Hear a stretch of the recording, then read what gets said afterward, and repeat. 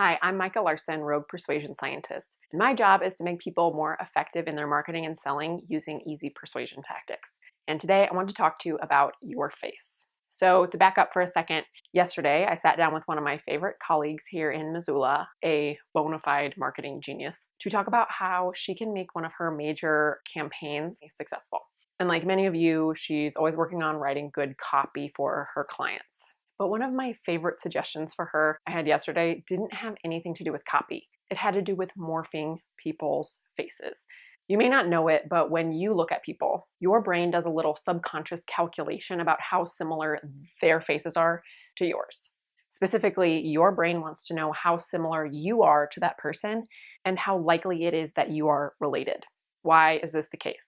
Because humans evolved to want to cooperate with and share resources with the people they're related to.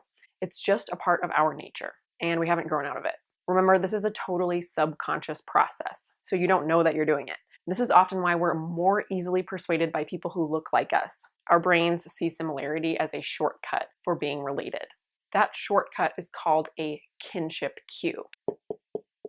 And we can use kinship cues subtly in our marketing campaigns to get people's attention and subconsciously make it more likely that they buy in. So how do we do this?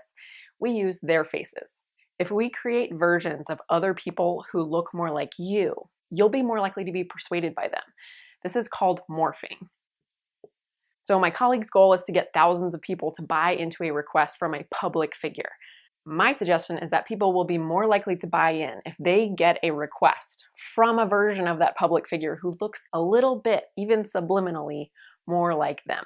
And research tells us that this is the case. So imagine this.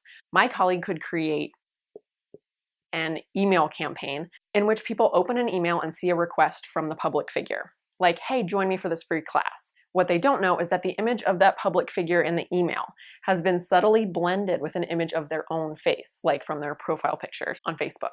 It's so subtle that when their brains search for that kinship cue, they'll recognize it subconsciously, but they won't notice it consciously. They'll tend to be more likely to click, engage, and buy in than if that email came with just the original photo of the public figure. If this seems odd, remember that we make most of our decisions without using our conscious thoughts. We make most of our decisions on autopilot so our brains can save energy. That's why persuasion works really well when it's subtle like this. I call it invisible persuasion.